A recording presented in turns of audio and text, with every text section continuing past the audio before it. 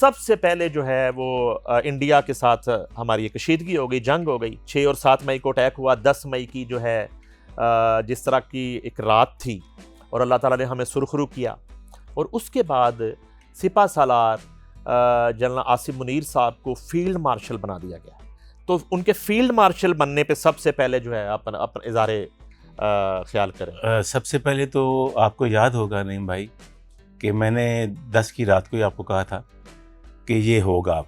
अच्छा नाज़रीन, मैं जो है इसमें ऐड कर दूं इनके जवाब से पहले, मैंने एक पॉडकास्ट में भी था तो मैंने बताया था 10 तारीख को जब ये वाक़या होता है तो मुझे वारिस बेग साहब की कॉल आती है और मुझे ये कहते हैं कि यार अल्लाह ताला ने इज़्ज़त रख ली है और शुक्र अल्हम्दुलिल्लाह के पाक अफ़वाज सुरखरू हुई हैं। तो मैं आपको ये बताऊं कि ये चीफ़ ऑफ आर्मी स्टाफ जो हैं इनकी जो कारकर्दगी है और एयर मार्शल जो हैं ज़हीर बाबर सिद्धू, इनकी जो कारकर्दगी है तो इनको बहुत बड़े एजाज़ात से तो नवाजा जाएगा, लेकिन मुझे लगता है कि आसिम मुनीर साहब को फील्ड मार्शल बना दिया जाएगा। तो सर पहले मेरा हाथ देखें, आप नजूमी हो गए, ज़रा बताएं कि मुझे कुछ मैं बनूंगा कि या मैं बन चुका हूँ? नहीं, आप तो माशाल्लाह आर्यन के फील्ड मार्शल हैं। अच्छा। और आप बन चुके हैं और आगे भी आपके लिए बहुत सी राहें खुली हुई हैं क्योंकि अच्छा, वो कैसे आपको, वो आपका अंदाजा था, वो आपकी ख्वाहिश थी या आपकी जो है ना एक एक्साइटमेंट थी जिसमें आपने कहा कि इनको ये ओहदा मिलना चाहिए? अंदाज़ा नहीं, मेरी ख्वाहिश थी ऐसा, क्योंकि पाकिस्तान को बहुत ज़्यादा सालों के बाद 71-65 के बाद ऐसी कामयाबी मिली और मैं ये दिल से चाहता था कि ऐसा हो जिसने हमें ये कामयाबी दिलवाई है, जिस सिपा सलार ने, उसको ये फील्ड मार्शल बनाना चाहिए। मेरा दिल भी ये कहता था कि वो बनेंगे। तो फिर मैंने हमेशा जब कोई बात सोचता हूँ या कुछ कहता हूँ तो फिर मैं आपसे ज़रूर उसका तज़किरा करता हूँ। इस तरह माजी में भी काफ़ी वाक़यात हुए हैं जो हम यहाँ भी डिस्कस नहीं करेंगे। तो जैसे मैंने कहा था वैसे ही हुआ था। और क्योंकि जितने भी लोग हैं सारे मेरे दोस्त हैं, आर्मी में मेरे बहुत ज़्यादा दोस्त हैं और पॉलिटिशियन मेरे बहुत दोस्त हैं। तो फिर जब बात सुनता हूँ फिर अपना एक एनालिसिस निकालता हूँ। इसमें मेरा दिल भी मान रहा था। ये इल्म नजूम था या मुखबरी थी, मुझे ये बताएं। ये मुखबरी नहीं थी, ये एक्चुअली मेरे दिल की आवाज़ थी जो अल्लाह ताला ने पूरी की। और ये बड़ा फैसला हुआ है, आप खुश हैं इस फैसले से? बहुत बड़ा फैसला हुआ है। मैं समझता हूँ कि लोगों को शायद नहीं पता, ये तो हमारे मीडिया के लोगों को बताना चाहिए। जितने भी, बस एक खबर चली कि उनको फील्ड मार्शल बना दिया गया कि एक ए स्टार उनका बढ़ गया। वो अब ताहयात जब तक वो ज़िंदा हैं वो रिटायर नहीं होंगे, वो वर्दी में ही रहेंगे। और फील्ड मार्शल का ये होता है। और दूसरा, वो अब हमारी जो नेवल फ़ौज है उसके भी वो सिपा सलार हैं और एयर फ़ौज के भी, एयर मार्शल के भी वो सिपा सलार हैं। अच्छा, ये मई का महीना चल रहा है जी सर। और आप जो है ना इस हवाले से बड़ी एक हिस्टोरिकल शख्सियत है।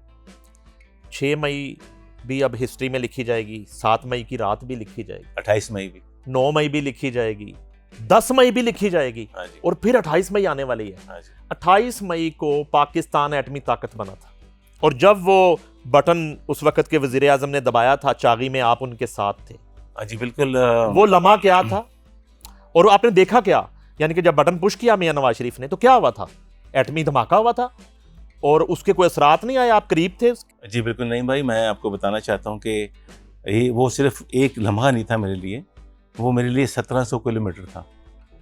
मैंने 1700 किलोमीटर बाय रोड पाकिस्तान का झंडा बुलंद करके जगह जगह खड़े हो गए। इस परचम के साए तले हम एक हैं और मैं इसका क्रेडिट देता हूँ मियां मोहम्मद नवाज शरीफ साहब को। जो क्रेडिट है उसको देना चाहिए। जो अभी बच्चे 24 साल के हैं या 26 साल के, उनको नहीं पता उस वक्त क्या किया था उन्होंने। तो तब मैं कॉलेज से निकला था तो हमें पता है कि उस वक्त क्या किया मियां साहब ने। जब क्लिंटन के 5 फ़ोन आए कि आप ये काम ना करें, हम आपको $5 बिलियन देते हैं, लेकिन फिर भी मियां साहब ने 5 धमाके किए। तो आज आपको उसका समर आज मिल रहा है जो इंडिया के साथ आज आप जंग जीते हैं। सर क्लिंटन के फोन रास्ते में भी आते रहे? नहीं, किस तरह मियां साहब को आते रहे। नवाज शरीफ प्राइम मिनिस्टर था, क्लिंटन का फोन आ रहा है, मियां साहब फोन नहीं चुक रहे, कितने फेयर कर रहे हैं क्लिंटन। नहीं वो ऐसी बात और नहीं। ये क्लिंटन उससे प्रेसिडेंट यूएसए थे। जी सर, प्रेसिडेंट ऑफ, और वो रोक रहे थे। वो $5 बिलियन दे रहे थे हमें इस पे कि आप ये धमाके ना करें। तो मैं समझता हूँ जिसका क्रेडिट है उसको देना चाहिए, जिसने पाकिस्तान में जो भी हिस्सा डाला है। किस सन के $5 बिलियन है सर? 98 के। और आज के कितने होंगे सर? आप तो बड़े साबित तभी आज के तो आप 500 मिलियन हो गए ना, बिलियन हो गए, जो भी है। तो मैं ये कहना चाहता हूँ कि जिसका जो हक है उसको देना चाहिए। तो वो जब धमाका हुआ, आपकी बात पे आता हूँ, तो ब्लैक पहाड़ था बिल्कुल। अच्छा, वो बिल्कुल वाइट हो गया था। कमाल है। तो ये जो हम कहते हैं इंडिया वाले या पाकिस्तान वाले कि हम एटमी पावर हैं, इसका नुकसान सिर्फ हम 2 मुल्कों को नहीं होगा, इसका दोनों मुल्कों को, बल्कि इर्द गिर्द जो लोग तमाशे ही होंगे उनको भी। ये सर आपका कैमरा है, जी सर। आप फील्ड मार्शल साहब को मुबारकबाद दे सकते हैं। जी, मैं बिल्कुल जनरल साहब को बहुत दिल से मुबारकबाद पेश करता हूँ, और मैं ये समझता हूँ कि उन्होंने पाकिस्तान के लिए बहुत बड़ा काम किया। 75 साल बाद एक दोबारा फील्ड मार्शल किसी को बनाया गया है। आपको और आपकी फैमिली को बहुत बहुत मुबारक हो। और एक बात की मुझे खुशी हुई कि अपना अवार्ड है उन शोहदा के नाम किया कि जिन्होंने इसमें कुर्बानी दी और जिन्होंने पाकिस्तान के लिए अपनी जान को नजराना दिया। मैं इस बात पे भी आपको सलूट करता हूँ सर। अच्छा सर, एक बड़ी खूबसूरत स्टेटमेंट आई फील्ड मार्शल साहब की फौरन ना, उन्होंने कहा कि इस एजाज को निभाने के लिए लाखों आसम कुर्बान। यानी कि इससे ये साबित हुआ कि उनको ये अदराक है कि उनकी जिम्मेदारी बढ़ गई। As a chief army staff उनकी जो जिम्मेदारी थी, और अब एज ए फील्ड मार्शल जो है वो जिम्मेदारी बहुत बड़ी उनके कांधों पे आ गई। बिल्कुल ऐसे ही कि जिसको उन्होंने निभाना है। और मैं समझता हूँ कि अब मुल्क हमारा तरक्की की राह पे चल पड़ा है। तो जनरल साहब को मैं आपके RNN से रिक्वेस्ट करूँगा कि अब हमारे मुल्क की हालात, जो हमारे अंदरूनी मामलात है, जो अंदरूनी लड़ाइयाँ हैं, उस पर भी आप बड़े बन के इस पर काबू करें और चीज़ों को ख़त्म होना चाहिए, वो लिंगर ऑन नहीं होनी चाहिए चीज़ें। अच्छा, ये तो हो गई पाक आर्मी की बात। एक हमारे मुल्क में म्यूजिकल फौज भी है। हाँ जी। जिसके कभी आप सिपा सलार हुए, कभी राहत फ़तेह अली खान हुए, कभी किसी के हिस्से में आया। वक्त के साथ साथ आपने लीड भी किया, पूरी दुनिया में मुल्क का नाम भी रोशन किया। इसमें भी सर हर एल्बम के साथ स्टार बढ़ता जाता है, या इसमें किस तरह तरक्की होती है? देखिए, तरक्की ये हो गई कि मुझे नेशनल सिंगर बना दिया गया। अच्छा। 28 मई के बाद, जो मेरे पासपोर्ट पे है। फिर मैं प्राइड ऑफ परफॉर्मेंस, फिर पाकिस्तान का कोई अवार्ड ऐसा नहीं है जो मेरे पास नहीं है। इसी तरह हमें भी सितारे लगते हैं जैसे फौज को लगते हैं। तो कितने एल्बम रिलीज हुए आपके? मेरे नहीं भाई 13 एल्बम रिलीज़ हुए थे, और मेरे उसमें से कुछ 4 तो मेरे गोल्डन जुबली थे, और उसमें से मोस्टली गाने मेरी एल्बम के हैं जो हिट हुए हैं फिल्मों में आके। फिल्मों के गाने तो बाद में हिट हुए, लेकिन मेरे पहले हिट थे, वो फिल्म में चले गए, तो फिर इस तरह। अच्छा, मैं जो है ना हिट सॉन्ग्स पे आने से पहले, बचपन कहाँ गुजरा, आप लाहौरिये हैं, आपकी पैदाइश कहाँ हुई? मैं बिल्कुल लाहौरी। फैमिली में कितने लोग थे, और इब्तदाई तालीम कहाँ से हुई, और ख़ास तौर पे फिर वहाँ आपने आना है कि जब म्यूज़िक शुरू करने लगे तो वालिद साहब की तरफ से और वालदा की तरफ से क्या पाबंदियाँ थी और किस तरह म्यूज़िक हुआ सर? नहीं भाई, ये तो उस दौर में ओबियसली सब माँ बाप, अब मैं समझता हूँ कि माँ बाप हमेशा ठीक कहते हैं कि लाहौर से मैं पढ़ा हूँ, गवर्नमेंट कॉलेज से ग्रेजुएशन की, फिर वहीं से मैंने गिटार सीखा। अपने एक दोस्त थे चांद ज़िया साहिब थे, उन्होंने मुझे गिटार सिखाया। कहते तुम्हारी आवाज़ बहुत अच्छी है, अगर गिटार साथ हो तो और अच्छा होगा। तो मैं समझता हूँ guitar is A complete instrument, जिसमें लीड भी है और रिदम भी है। आपको अगर आप हारमोनियम बजाते हैं तो उसके लिए आपको तबले वाले की ज़रूरत पड़ती है। अगर आप गिटार प्ले करते हैं तो आप, ये कम्प्लीट इंस्ट्रूमेंट है। ओके। तो मैंने गिटार, मुझे उन्होंने सिखाई, तो मैंने शो भी कर दिया। आई विसुअली रिमेंबर दैट कि जब मेरे वालिद साहब ने सुना कि मैं गिटार बजा रहा हूँ, कॉलेज जाकर ये कर रहा हूँ, तो फिर मुझे अच्छे कमेंट्स नहीं दिए उन्होंने। उन्होंने कहा ये कौन सा तुमने काम शुरू कर दिया, वो मैं नाम नहीं लेना चाहता। तो मेरी वालदा ने कहा, मैं समझता हूँ कि जो बच्चे का या बेटे का पहला प्यार होता है उसकी माँ होती है, और उसकी माँ का आखिरी प्यार उसका बेटा होता है।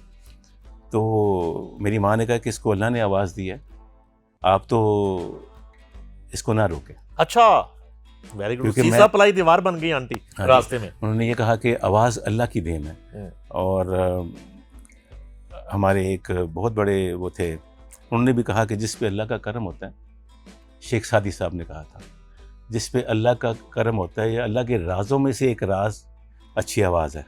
वाह वाह।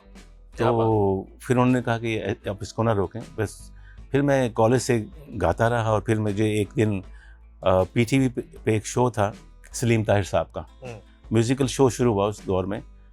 तो नहीं भाई, वहाँ पे ना बड़ा मुश्किल था उस दौर में टीवी के अंदर जाना, और मैं कॉलेज से ही चला गया उधर टीवी पे, और मुझे कहा जी आप गाना सुनाएं। तो मैं गिटार पे सलीम ताहिर साहब को सुनाया, अप्रूव किया। 6-7 लोग बैठे होते हैं, मुश्किल होता है आपके लिए। हाँ जी, आप बहुत अच्छा है, अभी आपने जाके ना PM साहब को सुनाना है। अच्छा। PM साहब को सुनाया, अब GM साहब को सुनाना है, वही गाना। ये PM प्रोग्राम मैनेजर है, प्राइम मिनिस्टर नहीं प्रोग्राम मैनेजर। अच्छा। उनको सुनाया। फिर उन्होंने कहा जी आपका कल रिकॉर्डिंग है, फिर वहाँ पे मुलाकात हो गई हमारी अख्तर हुसैन अखियाँ साहब से। हाँ हाँ हाँ, क्या बात। क्या बात है, क्या अच्छे इंसान और क्या अच्छे वो ट्यून बनाते थे। तो उन्होंने मुझे वो गाना किया, तो फिर गाना भी लाइव होता था तब। अब लाइव गाना, अब किसी को पता ही नहीं कि मैं घर से मैं कहाँ गया हूँ।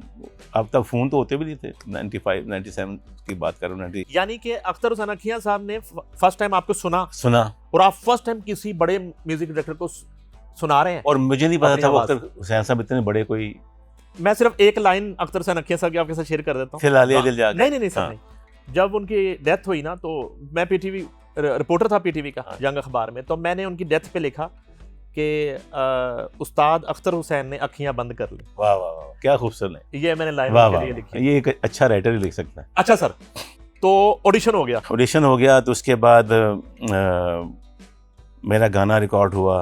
अपना काफ़ी लोग बैठे थे, 100-200 लोग, सब कुछ लाइव था। वाह वाह वाह। अब तो लाइव कुछ नहीं होता, सब कुछ लाइव। कभी मैं शायरी भूल जाऊँ, कभी वायलिनिस्ट कोई दूसरा सुर लगा दे, कभी कुछ। तो 8-9 टेक के बाद मेरा गाना रिकॉर्ड हुआ। वो एक रिहर्सल नहीं था उनके साथ? रिहर्सल, हाँ नहीं, रिहर्सल के बाद भी ऐसे होता था। अच्छा। हाँ जी, दोबारा थोड़ा सा ये लाइट ख़राब हो गई, थोड़ा सा कैमरा गलत हो गया, अभी तो कोई गलत होगा हम कट करके कैमरा ठीक कर लेंगे ना। तो वो तब ऐसे होता था, बस चल गया। गाना, एक गाना गाने गया था, सारे प्रोग्राम मैंने की। फीलिंग क्या थी?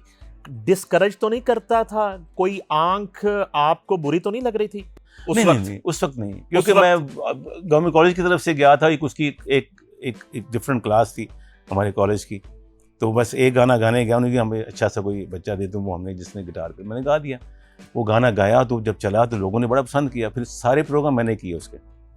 फिर मेरे डैडी ने कहा कि ए गलत काम में तू पै गया, ए काम नहीं करना।